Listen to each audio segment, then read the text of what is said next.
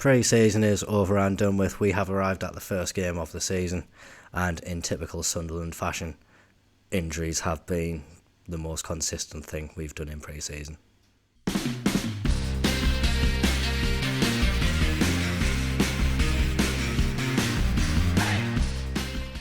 Pre-season has come and gone, and results overall were very good. Issues that we did have though, we did have a lot of players pick up injuries through pre-season. Some of them are fit, some of them aren't. So we are very much limited in what we can put out for the first game of the season against Ipswich. Just for today's episode, we are going to be having the first 3 games of the season against Ipswich and Preston, both in the Championship, and sandwiched in between them we do have Salford away in the Carabao Cup first round. The aim is to show you every fit player that we do have available today, and maybe some prospects from the youth team depending on what I can put out for the second game. But welcome to Sunderland, and here we go for the first game. And like we said, injuries have been a big part of our pre-season. If we do just look down there, Alessi, Corey Evans, Matete we already knew about. Bradley Dack unfortunately has joined them on the long-term injury list. He'll be out for around about 3 to 5 months now, so chances are we may not see him until the turn of the year. Dan Neil, not as long-term, but still unfortunate. He'll be out up until about the end of September. Would have been great to have him in this first game of the season, but unfortunately we are going to have to do without. And as well, Dennis Serkin, he's just picked up an injury in the week. He's going to be out for 4 days or potentially 2 weeks. Hopefully it will be the earlier one. It would be great to have him back into the squad just to give us a few options, because the 9 that we've been able to put on the bench is purely because they are the only fit players that we have in this team. Jack Clark as well, he has had an injury recently, so has Bellingham, so has Huggins. That's why their fitness is not great. So just for those reasons, I do believe we are going to bring in Ashish. He's going to start in centre mid. We're going to have Bar out on the left hand side, cutting in onto his right foot, similar to what Jack Clark would have been. We're going to have Roberts out on the right, Ashish in behind Rooson, Bellingham and Ekwa sitting in midfield. Again, only options that we really have available for that position. And the defence, with Alessi and Serkin out, Huggins takes his place at left back, Ballard and O'Neill centre backs with Hume on the right. Pembele is fit to start, however I'm saving him. Trey Hume, been a very good performer for Sunderland, and hopefully he can carry that on in the FM24 as well. So here we go, very excited for the first game of the season. Hopefully we can get a better result against Ipswich than we did in the first game of the actual season. I'm confident, I think the team will do well. We'll see what the Stadium of Light. And here we are at the Stadium of Light. Team's just been announced. Looks like almost a full stadium for the first game of the season. Very loyal to Sunderland fans. And there we do see Nathan Broadhead returning to the Stadium of Light. Hopefully he won't cause us many issues there. This is the Sunday game, so if we do manage to win by more than 4 goals, we could go to the top of the league. Unlikely. Team probably will need a little bit of time to gel. Have had a few pre-season games, but definitely in this game we will be looking to see how much they have picked up in pre-season. We'll see how the highlights go, and hopefully we can get off to a fantastic start. So here we are in the 43rd minute of the match, and this is the first highlight of the game. Hopefully it's going to be one that we enjoy, but we do have Ipswich on the attack. Connor Champlin playing it to Lee Evans. He's got it out on the wing to Helder Costa, and now Ipswich were on the edge of our box, but they are playing it back to the defenders. Broadhead now out on the wing, cuts it into George Hurst. He was in an offside position, but need to keep ourselves more awake than that. Ipswich finding space a bit too easily. 0-0 at half time. It has been one of the worst halves of football I would like to say I've seen, but we didn't see any of it. So hopefully the second half can bring a bit more action. And we do have the first highlight of the second half a lot earlier than we did in the first half. Again, looks like it could be Ipswich on the attack. Broadhead out on this left hand side, looking to play the ball in midfield. It is out to Helder Costa. We're putting our arms up for offside. He wasn't offside. We let him run in, and he has put it into the back of the net. 1-0 to Ipswich. Definitely not the best start from us. Allowing him to cut in far too easily. Ekwa not closing his man down fast enough, and then Barr, again, just keeping his hand up, not closing down the man. He cuts inside well, and he does put it in the back of the net. Not the start of the second half that we wanted. We are going to demand a bit more from the team and hope that they can do a lot better moving forward. Barr does pick it up, plays it into Rusin, and he hits the post. Almost an instant response. Wasn't expecting us to get an attack at that stage, but seems to be the only thing that we've done in the game. We are going to make some changes now. Ashish not having the brightest of debuts. We are going to bring in the more experienced Jack Clark in that position. Barr is playing the best. We are looking to get goals in the game. Rusin hasn't had the strongest debut, so I think Semedo can come on for him. We'll see what he's like. He is a bit more of a presence up there. And for other changes, Bellingham, he is struggling for fitness and he is just coming back. You know what, I am going to do it. We are going to give Chris Rigg his debut. He's going to play in the deep lying playmaker role. We are keeping on positive and hopefully we can get the goals that we need. Just over 15 minutes left in the game. Hume again not playing great on the first game of the season, and although he has been injured, Jack Clark is going to come on. We do want to see a little bit more. Barr has been playing well, but unfortunately he is tiring, so probably won't be able to see out the game. Clark, hopefully his ability can take us to that next level. He is a threat in the game, he is a threat in real life, and hopefully he can trouble Ipswich. However, Ipswich do look to be on the attack. Good header away by Pembele. It is only out to Williams. He hits it over the bar. And again, we do look to have Ipswich on the attack, playing it around, trying to get over halfway, but still just playing it slow. They know that they've got the lead. They don't exactly need to rush things. We knew though. Clark wins the ball back. Huggins now plays it back to Ekwa, and now Roberts on this right hand side, cutting in, plays it to Chris Rigg, who plays it to Jack Clark. Jack Clark, effort from just outside the box, just wide. That is what he brings to the team though. Pritchard now whipping a corner in. Pembele, no, it's Daniel Ballard. He gets his head to the ball. He gets the equaliser for Sunderland. Has been maybe against a balance of play from what we have seen, but in the last few moments we have been putting on a bit of pressure. Daniel Ballard, he is a brilliant aerial presence for us to have, and great that he's got the goal. We do have a little bit of time. Can we go and get that winner? Maybe not, but nice not to start with a loss.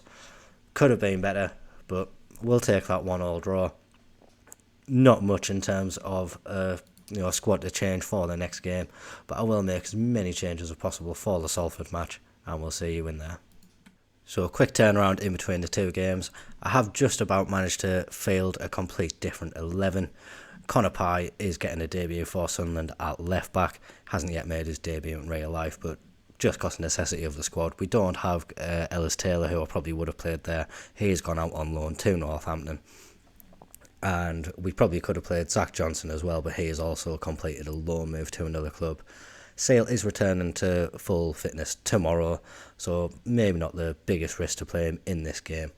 So the team that we've got going out against Salford: Nathan Bishop in goal, Pembele, Triantis, Sealt and Pye at the back. Rigg and Pritchard, probably not the players I would want playing in this position, just because of the amount of players we do have injured. They were the two that could bring in best suited to those positions. Ashish, he does continue in the starting lineup. I didn't want to start Jack Clark for this game. I want to keep him fit and ready for the Championship. So Ashish continues in that central attacking mid position, with Bennett and Burstow flanking him and Semedo taking his place up front. Not the biggest priority in the world to get through this competition. That's why I did want to make as many changes as possible. But if we can keep a record going in the competition and look to give fringe players some game time in it, it would be nice for us to do. So let's see how we get on against Salford today. First highlight of the game: Sunderland starting from the back. Sale plays it to Rigg. He tries to play it to Ashish, and that is a great ball forward to Jewison Bennett. He's cutting inside, goes back on the outside, tries the right-footed shot across the face of the goal, just wide. I'm interested to see how Bennett does turn out. I have had him be quite a good player in saves before. I do think he has some good potential in Football Manager as well. It'll be interesting to see if we can, harness some of that potential into his performances, and hopefully he can be a good squad option for us over the coming season. Nathan Bishop, though, getting called into action for the first time in his Sunderland career, making a good save. Now Salford with the short corner, trying to get it into the box, but crowding them out, not allowing them. Quickly though, they are on the attack again. Now Salford shot from the edge of the box. That is just over the bar. They are looking, probably a bit more threatening than we are, but we do have a lot of players playing in unfamiliar positions due to necessity. So probably expecting it will be a little bit of time before they can, gel, get used to it. We have another injury for a keeper in Football Manager 24 as well. That is something that has been very common throughout the beta save, and looks to be something that is continuing through the actual save as well.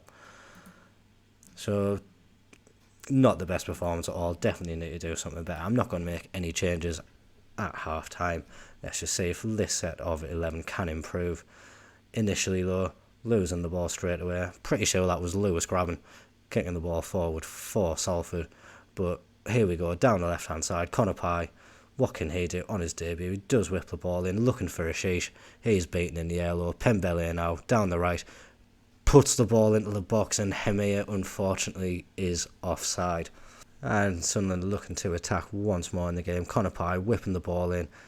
Bennett didn't win the ball, but he was pushed. It is a penalty to Sunderland. We do have Ashish stepping up. Can he get a goal and get some confidence into him? Yes, he can. Very calm penalty into the bottom corner. Nice to see one of the new signs getting off the market early, and hopefully they can keep this up. I'm probably going to look to make changes soon. Probably take off Rigg and Pritchard and bring in Ekwa and Bellingham. Bellingham just working his way back to fitness, so that's why I want to give him a bit of game time here. Seal as well, obviously not back to full fitness, so Luke O'Nien can come on in his place, and we'll leave it at that for now. Last 20 minutes of the game, we do have Ashish tiring, so we are going to bring on Bart in place of him, and I am going to give Jack Clark a little bit of game time as well, just to make sure he's not too rusty when it comes 20 minutes against Salford. Hopefully he can have a good impact. And here's Sunderland on the attack again. Connor Pye looks to have been quite involved during this game. Jack Clark does try to whip it in. Bar trying to get on the end of it, doesn't quite manage it. Clark with one of his trademark jinking runs it into the box, but is shot straight at the keeper. Didn't look a very threatening shot, and still 1-0 to Sunderland. And now, just before we head into the 86th minute, we do have Salford on the attack. Declan John beats Pembele in the air. It's initially saved, but then he gets the rebound and he puts it into the back of the net. Could be on for a penalty shootout in the first round of the Carabao Cup. In real life, probably not Sunderland's forte. We do tend to get knocked out of the penalty shootouts that we have been in recently, but might not even get to that stage. It's 2-1 to Salford. This is not what we wanted. Salford with a quick turnaround at the end. 2 quick fire goals, and we need to show something in the last few minutes. Bennett whipping the corner in. Keeper makes a hash of that, but there's no one there to capitalise on it. Job now on the halfway line, looking to build an attack. Connor Pye whipping the ball in, looking for him here, but he doesn't even jump. Salford though making a mistake at the back, and that allows Bennett to get in there. Shouldn't have been in this position. We probably should have put this game to bed a while ago. Good to see Bennett though getting his first goal of the season. That is very poor play from Salford's point of view, and good finish from Bennett, you have to say, cutting in onto his left foot, putting it into that top corner. He is capable of little flashes of brilliance like we have seen, and we just need him to change that into be a bit more consistent. Hopefully that goal will allow him to do that, and he has popped up, I would like to say, with a last minute winner. But with the way this game has been going, Salford every chance of getting back into the match. Bennett though, great header, fantastic delivery by Pye as well. He's been, he seems to have been very good in this game. His rating doesn't suggest it, but when he has been on screen, it looks like he has been very effective against Salford. Probably not going to trouble the first team too much once we do have the players back from injury, but very positive to see. Two good performances from the fullbacks. Bennett as well, he has pulled up with an injury at the end of the game, but he could have been in contention for a start at the weekend. But good little result, troubling moments. We move on to Preston and hopefully get the first win of the league season. Back for the game against Preston, and again we have made wholesale changes to the team, bringing in what I wanted to start the first game of the season. So we do have Clark back on the wing with Barr centrally, with Roberts as well with them. Hopefully this team will be able to go out and give a strong performance. The only change from the first game against Ipswich, as well as Clark, is we have brought Pembele in. He's making his full championship debut today. I thought in that game against Salford he offered a bit more than Trey Hume in that first game. He did have quite a few poor performances. Hopefully this team can get us off to a good early start in the game, and then we can capitalise and move on to beat Preston quite comfortably. First highlight of the game, Patrick Roberts looking to deliver the ball into the box. Not the best delivery, but we do retain possession. Barr with the effort from just outside the box, and that just goes wide. And the next highlight begins. Jack Clark picking up the ball on the left hand side. Joe playing at the bar. He is dispossessed by Ledson though. And now Preston looking to get down their left hand side. Robbie Brady playing it in. Will Keane, free header in the box. Very, very poor defensively from us. I don't know who was picking him up. Looked like no one. Ballard maybe should be doing better in that instance. It's way too easy for Brady. He could pass Pembele. Will Keane just goes to the back post and heads it past Patterson. Really not good enough from our perspective. Definitely need to improve upon that. And now, typical Sunderland fashion, Abdullah Barr has picked up an injury. Hopefully it's nothing too serious. We are going to bring on Ashish in his place. Hopefully he can continue his form from last game and get us some goals. So just before half time, Sunderland looking to get themselves a goal. Pembele plays it into Ashish. He cuts into the box, but that is blocked by the Preston defender. Ashish now hopefully looking to whip the corner in, aiming for Dan Ballard's head. Hopefully he does win the header. He gets his second goal of the season and he puts it into the back of the net. Almost like I knew that's the situation we were looking for. Great win in the air by Dan Ballard at that near post. Top corner header. 1-1.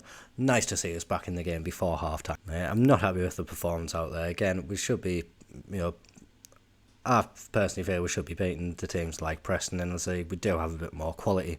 Obviously, we do have a few players out injured. So the second half needs to be a bit more bright from us. More intent in our attacking play and get a few more goals into the back of the Preston net. Preston, though, first attack of the second half, corner whipped in, Ekwa heads away, but Preston keeping up the pressure. Jack Watmore from the edge of the box. Great goal to be fair, but again the defending from us not good enough. No one closing him down on the edge of the box, and it does allow him just to get a free shot at goal. Don't take anything away from the finish. It is a good finish, but defensively, again, from ourselves, it's really not good enough. Maybe, the amount of injuries that we have will be disrupting the squad. I would like to have players, more players available. The likes of Dan Neil is a very important cog in the Sunderland team, so having him with Ekwa in that midfield, I think is a fantastic partnership, which unfortunately is unavailable to us currently.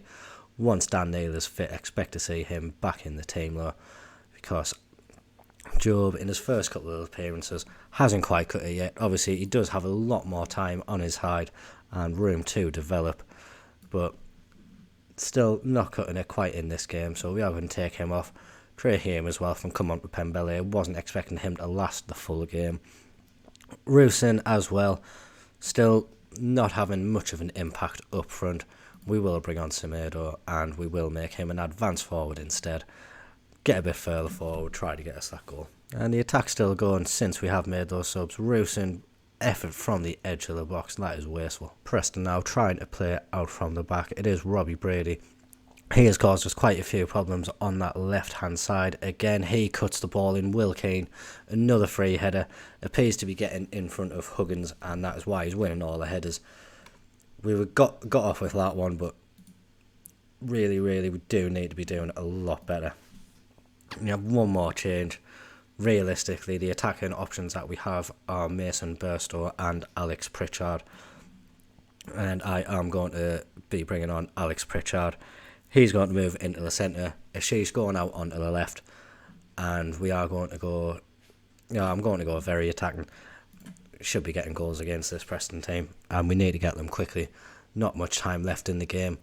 We have created more opportunities, but we have been wasteful with what we have created so far. 10 minutes now. We saw in the last 10 minutes of last game that goals can be scored. So hopefully we can just do that again. On the edge of the box, Ekwa plays it out to Trey Hume.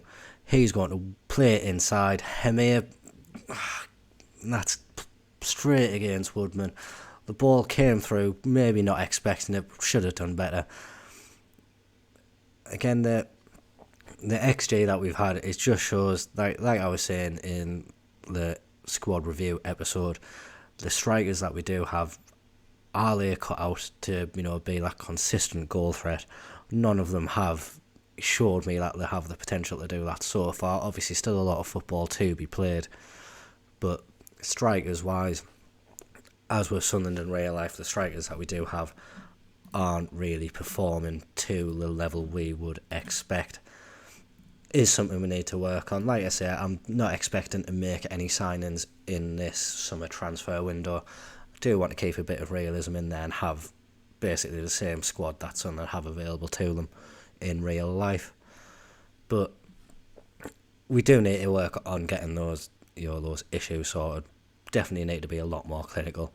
Next game against Rotherham at home hopefully represents a chance for us to do that. So I think in terms of the next episode, what we're going to do is come back. We're going to have that local derby against Middlesbrough. Always an interesting game, and nice to see how we play it at home. We're then going to come back. We'll miss out the Stoke game, unfortunately. I will give Lyndon Gooch all of your regards, but we are going to come back for that slightly bigger game. Leicester away will be a very nice challenge for us. Interesting to see where we are at, and hopefully by that point we will have more cohesion in the team and we'll have a few more players available to us. If you did enjoy that, please do give me the thumbs up. Any comments you have down the bottom, let me know what you would do with this Sunderland team, and we'll see you for the next one. Thank you very much for watching. Bye bye.